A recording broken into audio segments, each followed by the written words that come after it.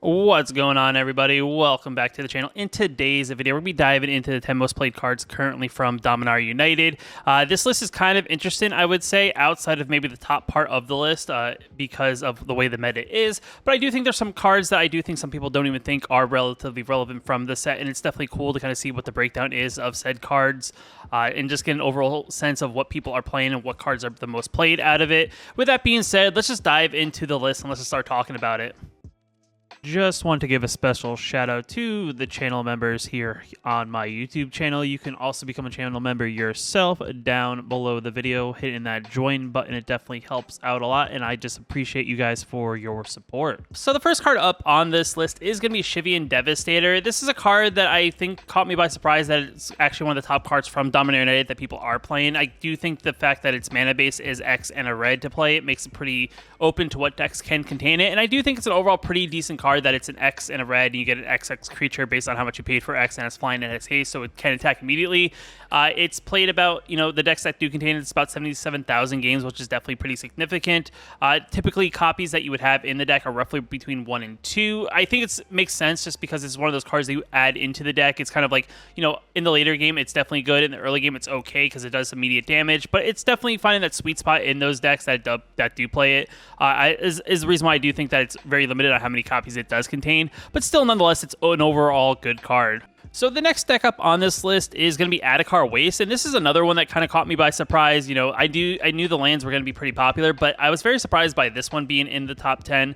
The reason being is because it's a blue-white land. It's not the common colors that are typically at the top of the meta, though I would say it's definitely a very playable land. I do think that as we get more cards introduced to this set, you'll probably see more popularity of the pain lands into various decks just because it's the most aggressive way to play your spells and be able to play the lands into the battlefield, untap, and get the colors that you want. So this one being here does definitely, kind of caught me by surprise, just like the last card, but it definitely makes sense when you think about what decks people are trying to build around the decks that are currently at the top of the meta.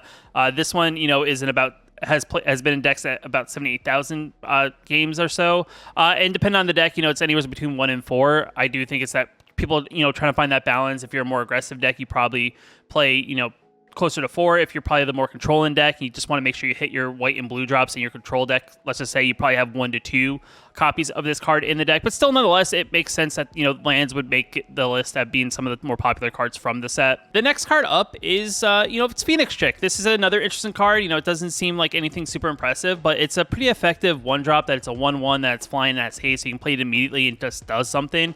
I haven't seen in the games that I've played standard in the meta, I haven't seen many people return it back from the battlefield, but I do think it's a pretty good solid 1-drop that if you're playing a very aggressive deck like a mono red, this card definitely does make sense. It's an 83,000 games that has contained this card, which definitely also makes sense. And it's a 4 of, for the most part, because you want to make sure you try to draw this in like those mono red decks on turn 1. And it's still a pretty decent card.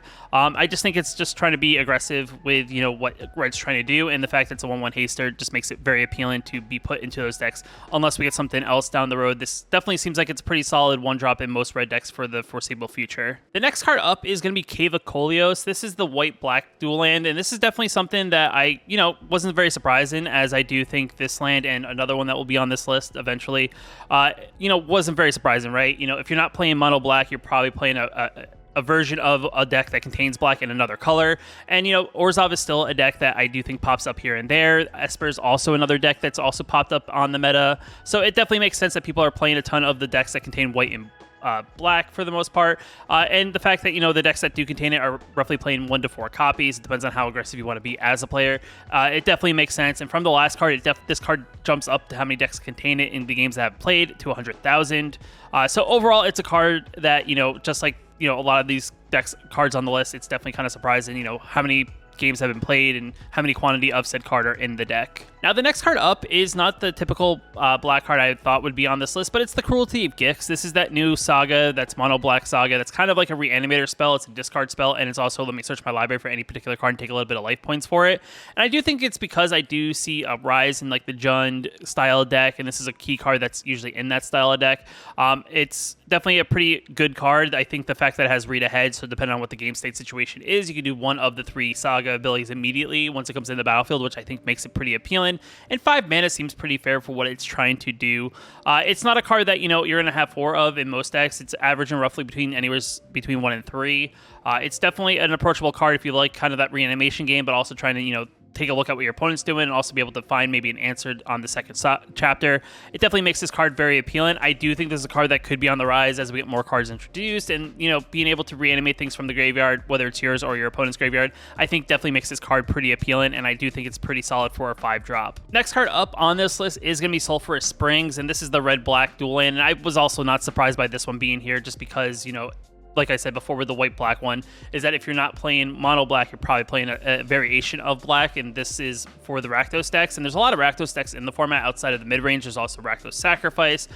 You can play this in like a Rakdos Vampires. There are a lot of decks you can build with Rakdos mana and definitely play this card. And it definitely makes sense that, from the last one, this jumps up even further. This has been about 120,000 games, so it's another 20,000 increase.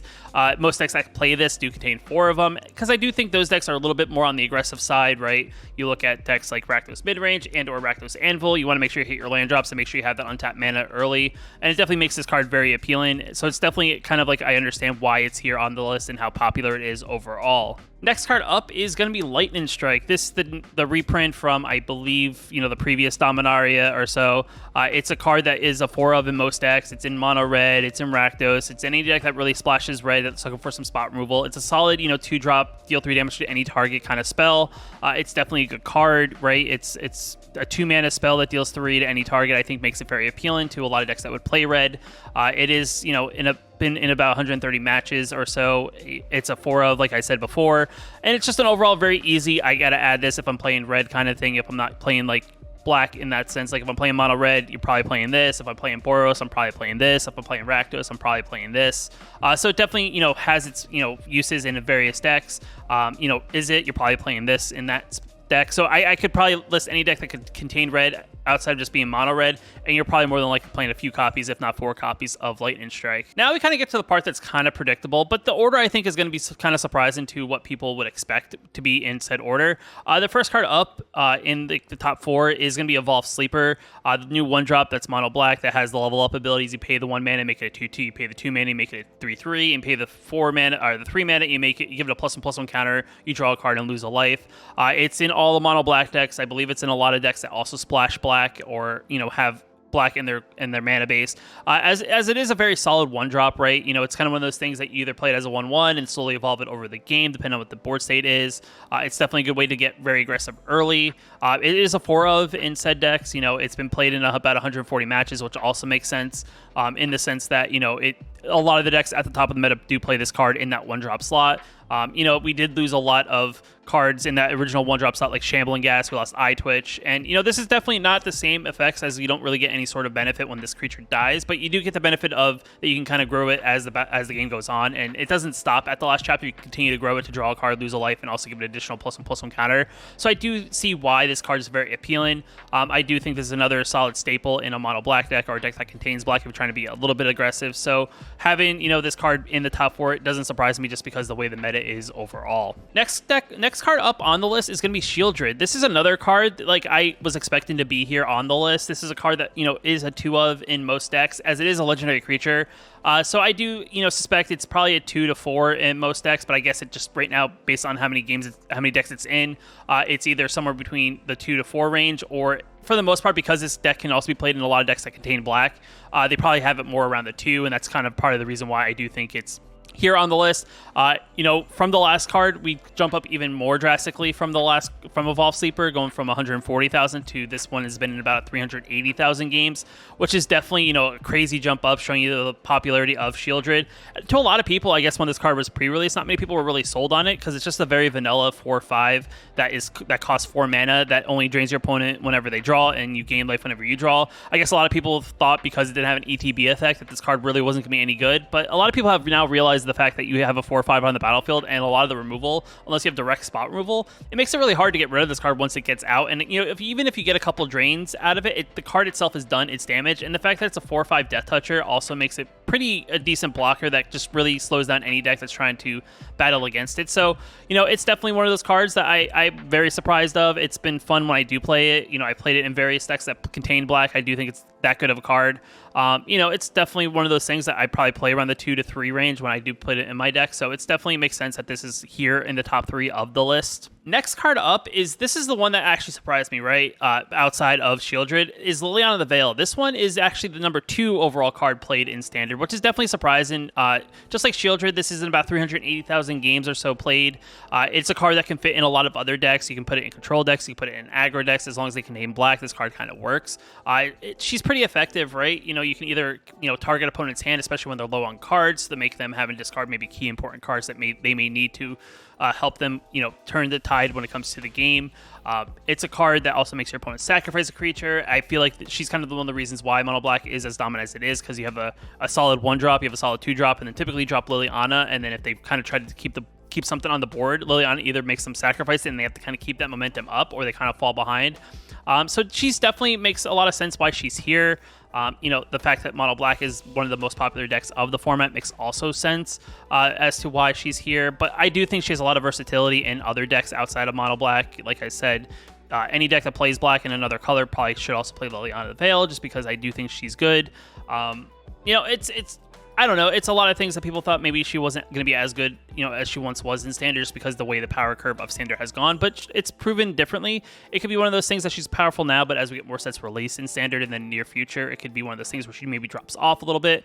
But I do think, she's going to be one of those cards that is going to be a 2 of in a lot of decks that play black for the foreseeable future, as long as she's in Standard.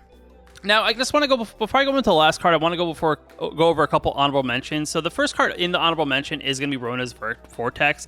This is an interesting card that I didn't really think a lot of when I first initially saw it, just because of its kicker ability cost and 3 additional mana. So essentially, for its 1 blue mana, it's just a bounce a creature or planeswalker back to your opponent's hand at instant speed. But if you pay the kicker, make it 4 mana, now you get to put that card on the bottom of their library instead of back into their hand, which definitely makes this card super effective, I would say, especially when you're trying to combat a lot of what, say, mono black is trying to do, taking like a Liliana, taking maybe a Tenacious Underdog or whatever, and putting that on the bottom of their library and making them have to kind of, find another answer. It definitely makes this card super effective. It's not a card that is you're playing 4 of in the deck, but in a lot of your decks that you're trying to play a little bit more control in, this is probably a 2 of in the deck. It's maybe a 1 to 2.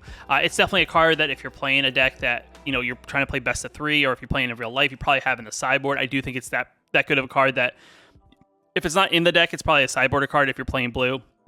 It's a pretty solid card, and I do think that it makes sense. People are trying to find answers for, the decks at the top of the meta, and this card definitely makes sense to why you would probably want to include it, because of its overall effectiveness of just putting something on the bottom, which could frustrate your opponent overall. The next card up is going to be Squee, Dubious Monarch. This is another interesting card that I found to be on the list, right? It's not a card that I saw a lot of decks playing a bunch of copies of, so I didn't think that would make the list in general. It's a card that, based on this list, it's a card that most people only play a single copy of, as it is a 3 mana 2/2 that whenever it attacks, you get to create a 1/1 goblin creature tapped and attacking as well. And the fact that you can pay, I believe, 4 mana and the discard or remove 2 cards from your library to then, get Squee back onto the battlefield, actually, is definitely very surprising because of the way the meta is. There's, if your opponent's making you discard spells, you can hopefully reanimate Squee back from the graveyard, which puts a lot of pressure on. There is a popularity of mono red in the format, and it definitely makes sense. I believe most mono red decks probably run about 1 Squee, and I do think he's something you could include in a lot of other decks that, maybe a 1 of, in like a Izzet deck, maybe in a Boros deck, just have a way to get a creature back, because there are a lot of ways to do a lot of spot removal, and unless your opponent has a way to exile Squee, Squeeze is definitely a card that can reoccur a bunch of times, which could annoy your opponent as well. As he's not a super effective, it's really hard to just do direct removal without exile removal to kind of eliminate from the game. I guess the only other way that you can prevent him from ever returning is just kind of make sure they don't have a graveyard. So I do think that's probably the only other way. But still, nonetheless, Squeeze on the list overall, as being another honorable mention. And the last card up is going to be Sarah Paragon. Now, this one just scraped behind, Shivian Devastator at the top of the list. It's in this list. It's just underneath Shivian Devastator at 74,000 games instead of 77,000 games. This is a card that people play 1 to 2 copies of. I do think it's a great card that I think Mono White is the list that kind of rings a bell. I think Mono White's definitely a pretty popular deck currently in the meta. It's a great card to have in that style of deck because it allows you to play a lot of your lower drops, whether it's land and or creatures and spells that cost converted mana cost 3 or less. I think you can also reoccur enchantments, if I'm not mistaken, as long as it has a converted mana cost of 3 or less, you can replay it, which definitely makes it very appealing. You know, Angels is also a thing. I think I've done a video on an Angel deck, and it's definitely done fairly well. I think I've seen other people dabble in Angels. I do think it's like a card that if you're playing, you know, not even if you're playing Angels or playing Mono White, I do think it's a card that if you're playing a low curve, she's definitely a good card to also add to the deck, as it's just another way to get back low drops from the graveyard to the battlefield one way or the other. As long as she stays on the battlefield, it definitely makes it hard to, unless your opponent exiles your graveyard, you can just replay those things from the graveyard. Like you play Sarah Paragon and get back a squee with Sarah Paragon without having to pay squeeze and other abilities. So definitely, you know, an overall interesting card, I would say overall. It's definitely one of those things that we'll see how the meta develops. I'm sure this is a card that you'll see play, you know, throughout Standard, just because I do think there will be decks that will contain this card just to kind of help their curve overall. It's definitely one of those cards that I do think it's if you're playing a low curve deck, it's probably a staple of 1 to 2 copies. Maybe if you're being more aggressive, maybe go up to 4 copies, but you're probably trying to save space for all those lower cost spells. And the last card that I think was actually very surprising that it's all the way up here, but if you think about it, it makes a lot of sense. It's definitely very playable, and that card's gonna be Cut Down. It's a card that costs 1 mana and it destroys target creature with power toughness less than 5 or 5 or less. So it's a card that is definitely super effective against a lot of things in the meta. You know, for the most part, you know, it's definitely a card that makes Mono Black what it is, because Mono Black has a lot of, you know, removal spells that definitely helps, you know, limit what your opponent can do, and it hits a lot of things that a lot of decks would use or play in the early game to kind of, you know, be aggressive in that sense, right? It hits most 1 to 2 drops, I think, of the format. I don't think there's a 2 drop that I can think of off the top of my head that's currently legal in Standard that is going to be greater than 5 total.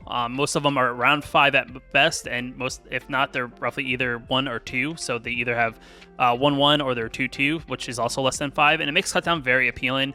I do think this is kind of like that answer that Mono Black has been missing against aggressive decks, and I do think that's why you don't see as many aggressive decks at the top of the format, because the decks that are up there are playing a couple copies of this, which kind of turns off those decks, and then follow that up with the, you know, other removal, the 2-drop removal, follow that up with Liliana. It definitely really limits what you can curve out into, unless their opponent doesn't have it. This card is, you know, one of those cards that you just play in any deck that contains black, right? Because it only costs 1 black mana, and it's definitely super effective. Though I would say it's not a card that's super effective in the later game. It's definitely effective in the early game, so that's the one trade-off. And that's also, you know, that's why probably people play anywhere between 2 and 4 copies of it. But this card comes in at 410,000 games played compared to all the rest of the cards. It's a much higher, you know, more cards than, you know, games than Liliana, being 30,000 more. It's a good card, right? You know, it doesn't look very appealing because you're like, oh, less than 5, that doesn't seem that great. But in the early game, you know, when we used to have in the previous Standard, with like Bloodchief's Thirst, like Bloodchief Thirst was good because it hit cards with converted mana cost 2 or less. But this card hits any card, so as long as that card has the power and toughness less than 5, this card hits it regardless of converted mana cost, which definitely I think makes this card definitely more appealing.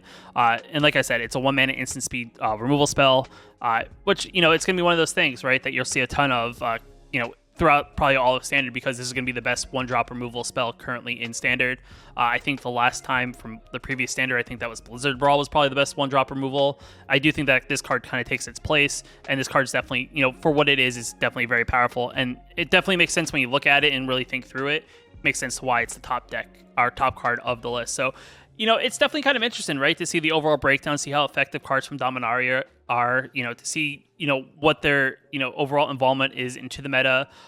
You know, I kind of want to take a look and kind of see what's popular. I like I said, I do think there's cards on here that you were suspecting to be on here. There are cards that caught me off guard that they were on here that I didn't realize were as popular as they were.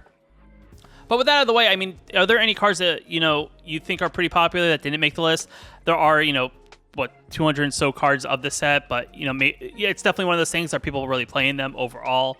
Let me know in the comments below. If you like the video, hit that like button, definitely helps out a lot. If you're new here, you want to know I post new videos like this one here on the channel, hit that subscribe button. Until next time, I'll see you in the next video.